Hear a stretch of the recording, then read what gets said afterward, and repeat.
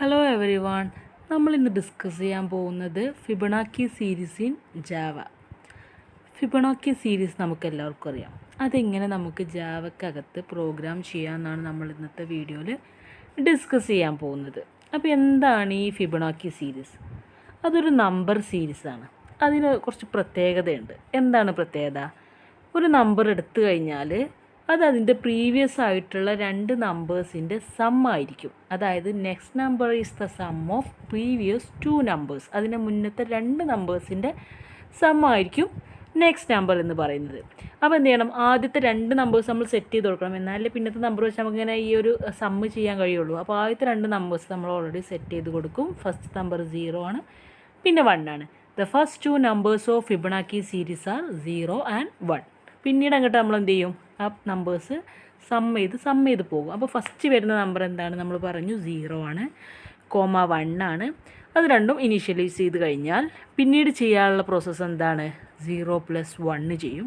അപ്പോൾ third number 1 തന്നെയായിരിക്കും.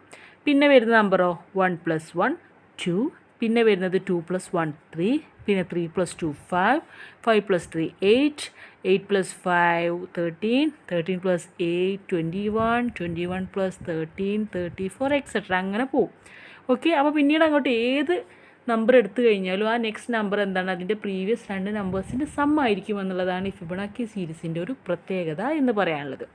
ഇവിടെ നമുക്ക് ഫിബൊനാച്ചി സീരീസ് പ്രോഗ്രാം ചെയ്യുമ്പോൾ ജാവയിലാവട്ടെ ഏത് പ്രോഗ്രാമിംഗ് ലാംഗ്വേജിലാവട്ടെ പ്രോഗ്രാം ചെയ്യുമ്പോൾ രണ്ട് രീതിയിൽ നമുക്കത് ചെയ്തെടുക്കാൻ കഴിയും.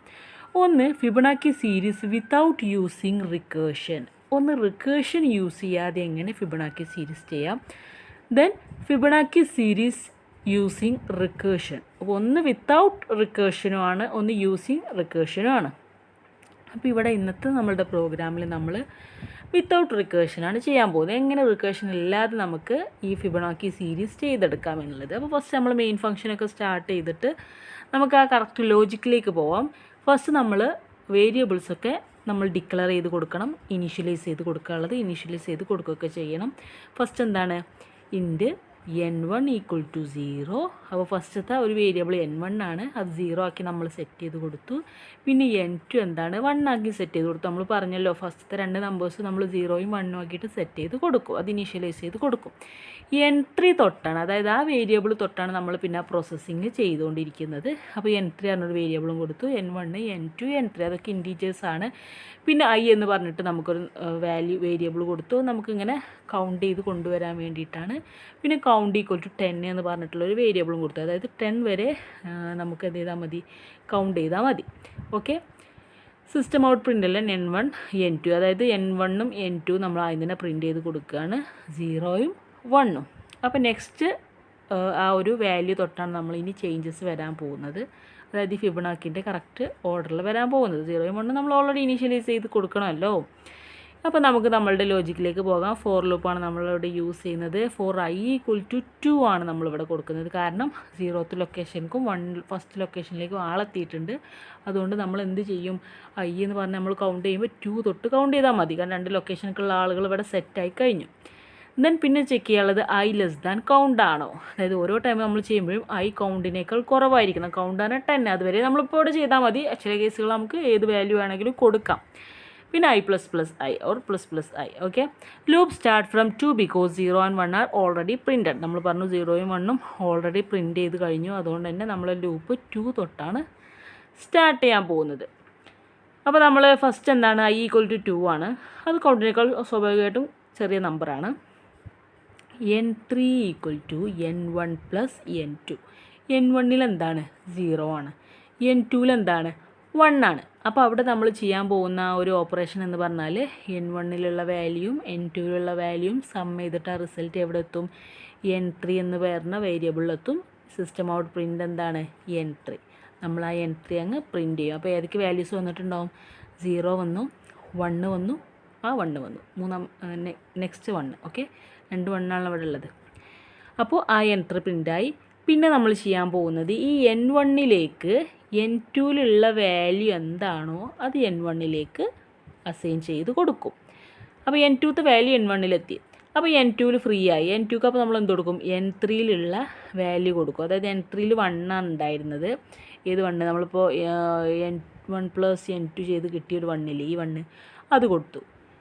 n3ന്ന് n2ക്ക് അതാ കൊടുത്തത്, n2ന്ന് n1ക്ക് അതാ കൊടുത്തു, ഈ വണ്ണും കൊടുത്തു. അപ്പോൾ നെക്സ്റ്റ് ടൈം നമ്മൾ ആഡ് ചെയ്യുമ്പോൾ ഈ n1ഉം ഈ n2 ആണ് ആഡ് ചെയ്യുക, അതായത് നമ്മൾ അങ്ങോട്ട് ഷിഫ്റ്റ് ചെയ്ത് കൊടുക്കുകയാണ് ചെയ്തത്. ഓക്കെ, അപ്പോൾ നെക്സ്റ്റ് ടൈം ചെയ്യുമ്പോൾ എന്തായി, ഈ n3ത്തെ വാല്യൂ n2ലേക്ക് അസൈൻ ചെയ്ത് കൊടുത്തത് കൊണ്ട് n3 പിന്നെ ഫ്രീ ആയി. അപ്പോൾ നെക്സ്റ്റ് ടൈം നമുക്ക് വീണ്ടും ഈ ഒരു ഓപ്പറേഷൻ ചെയ്യാം സക്സസ്ഫുള്ളായിട്ട്. ഓക്കെ, അപ്പോൾ നമ്മൾ വീണ്ടും ഈ ലൂപ്പിലേക്ക് വന്നു, നമ്മൾ പ്രിൻറ്റ് ചെയ്ത് കഴിഞ്ഞു കേട്ടോ വണ്ണ്. അപ്പോൾ i എന്തായി, ++ i ആയി, അതായത് നമ്മൾ i+1 ചെയ്ത് i = 3 ആയി. എന്നിട്ട് നമ്മൾ ചെക്ക് ചെയ്യും എന്ത്, i < കൗണ്ട് അല്ലേ, ശരിയാണ്, 3 < 10 ആണല്ലോ. വീണ്ടും നമ്മളുടെ ഓപ്പറേഷനിലേക്ക് വരും, n3 = n1 + n2. അപ്പോൾ എന്താ വരിക, ആ 2 വരും, +1 ഇവിടുത്തെ നമ്മൾ 1 + 1 2 വരും. ഓക്കെ, അതും പ്രിൻറ്റ് ചെയ്യും. പിന്നെയും നെക്സ്റ്റ് പ്രോസസ്സ് എന്താണ്, n2യിലുള്ള വാല്യൂ n1ലേക്ക് വരും, n3യിലുള്ള വാല്യൂ n2യിലേക്ക് വരും. എന്നിട്ട് വീണ്ടും എവിടേക്ക് വരും, ഫോർ ലൂപ്പിലേക്ക് വരും, ++ i ചെയ്യും, i = 4 ആണ്, അത് i < 10 അല്ലേ ചെക്ക് ചെയ്യും. എന്നിട്ട് വീണ്ടും നമ്മൾ ഈ ഓപ്പറേഷൻ തന്നെ ഇങ്ങനെ കണ്ടിന്യൂ ചെയ്ത് ഏത് വരെ ചെയ്യും. ഇതൊരു ലിമിറ്റ് വേണമല്ലോ, നമ്മളിങ്ങനെ ചെയ്ത് പോവുകയാണ്, ഒരു ലിമിറ്റ് വേണം, എവിടെ ഒട്ട് നിൽക്കുക നമ്മളത്, i++ എന്ന് ചെയ്യുമ്പോൾ 10 കിട്ടുന്നത് വരെ. അങ്ങനെ 10 കിട്ടിക്കഴിഞ്ഞാൽ നമ്മൾ ചെക്ക് ചെയ്യും 10 < 10 ആണോ. ഒരിക്കലും അല്ല, <= ഇട്ടിരുന്നെങ്കിൽ കറക്റ്റായിരുന്നു, പക്ഷേ അങ്ങനെ ഇട്ടിട്ടില്ല, മാത്രമേ ഉള്ളൂ. അതുകൊണ്ട് തന്നെ അത് ഫാൾസ് ആയിട്ട് മാറും. നമുക്ക് ഈ ഫോർ ലൂപ്പ് പിന്നെ മുന്നോട്ട് പോകാൻ കഴിയില്ല, അതിന് എക്സിറ്റ് അടിക്കും. അപ്പം നമുക്ക് കിട്ടുന്ന റിസൾട്ടാണ് ഇത്രയും വരുന്നത്. ഫസ്റ്റ് എന്താണ്, 0 വന്നു, 1 വന്നു, അത് നമ്മൾ പറഞ്ഞതാണ് ഇനീഷ്യലൈസ് ചെയ്യുന്നത്. പിന്നെ 0 + 1 = 1 വന്നു, 1 + 1 = 2 വന്നു, 2 + 1 = 3 വന്നു, 3 + 2 = 5, 5 + 3 = 8, 8 + 5 = 13, 13 + 8 = 21, 21 + 13 = 34. 10 ലൊക്കേഷൻസിലേക്കുള്ള നമ്പർ സെറ്റായി കഴിഞ്ഞു. ഇങ്ങനെയാണ് നമുക്ക് ഫിബൊനാച്ചി സീരീസ് ചെയ്യുക. സിമ്പിളായിട്ടുള്ളൊരു പ്രോസസ്സാണ്, പക്ഷേ പല ആളുകളും കൺഫ്യൂസ്ഡ് ആവുന്ന ഒരു കാര്യമാണ് ഈ ഫിബൊനാച്ചി സീരീസ് എന്ന് പറയുന്നത്. അപ്പോൾ സിമ്പിളാണ്, നിങ്ങൾ കറക്റ്റ് ലോജിക്കിൽ കോൺസെൻട്രേറ്റ് ചെയ്യാമെന്ന് മാത്രം. കാരണം പ്രത്യേകിച്ച് ഫിബൊനാച്ചി സീരീസ് ഒക്കെ ചോദിക്കുമ്പോൾ നിങ്ങൾ പലരും സിൻറ്റാറ്റിക്കലി ഒക്കെ കറക്റ്റായിട്ട് എഴുതിയിട്ടുണ്ടാകും, ലോജിക്ക് മാത്രം തെറ്റിക്കും പലരും. ഒരിക്കലും അങ്ങനെ ചെയ്ത് കഴിഞ്ഞാൽ മാർക്ക് കംപ്ലീറ്റ് ആയിട്ട് കിട്ടില്ല. പകരം ലോജിക്കിൽ കൂടുതൽ കോൺസെൻട്രേറ്റ് ചെയ്യാൻ കഴിഞ്ഞാൽ ഫുൾ മാർക്ക് ഗെറ്റ് ചെയ്യാനും കഴിയും. ഓക്കെ, അപ്പോൾ ഇത് സിമ്പിളായിട്ടുള്ളതാണ്. ഇപ്പോൾ നമുക്ക് 10, ഇപ്പോൾ നിങ്ങൾ സിസ്റ്റത്തിൽ പ്രോഗ്രാം ഇത് ചെയ്ത് നോക്കുമ്പോൾ നിങ്ങൾ ആദ്യം 10 വെച്ചിട്ട് ചെയ്യുക, 20 വെച്ചിട്ട് 30 വെച്ചിട്ടൊക്കെ നിങ്ങൾക്ക് ചെയ്ത് നോക്കാം. ഏതൊക്കെ രീതിയിൽ വേണ്ട രീതിയിലൊക്കെ മാറ്റങ്ങളൊക്കെ വരുത്താവുന്നതാണ്. അപ്പോൾ ഇതെല്ലാവരും കറക്റ്റായിട്ട് ഈ പോയിൻറ്റുകൾ മനസ്സിലാക്കി വെക്കുക. ഓക്കെ, അപ്പോൾ Fibonacci series without using recursion ആണ് നമ്മൾ ഇന്ന് ഡിസ്കസ് ചെയ്തത്. ഇനി നെക്സ്റ്റ് ക്ലാസ്സിൽ നമുക്ക് ഫിബൊനാച്ചി സീരീസ് യൂസിങ് റിക്കേഷൻ ചെയ്യാം, അതായത് റിക്കേഷൻ മെത്തേഡ് യൂസ് ചെയ്തുകൊണ്ട് നമുക്ക് എങ്ങനെ ഫിബൊനാച്ചി സീരീസ് ഫൈൻഡ് ഔട്ട് ചെയ്യാം എന്നുള്ളതാണ്. അപ്പോൾ അതൊക്കെ സിമ്പിളായിട്ടുള്ള കൺസെപ്റ്റുകളാണ്. ഞാൻ പറഞ്ഞ പോലെ ലോജിക്ക് ക്ലിയർ ചെയ്താൽ മാത്രം മതി, നിങ്ങൾക്ക് ഈസി ആയിട്ട് ഹാൻഡിൽ ചെയ്യാൻ കഴിയും. Okay, thank you.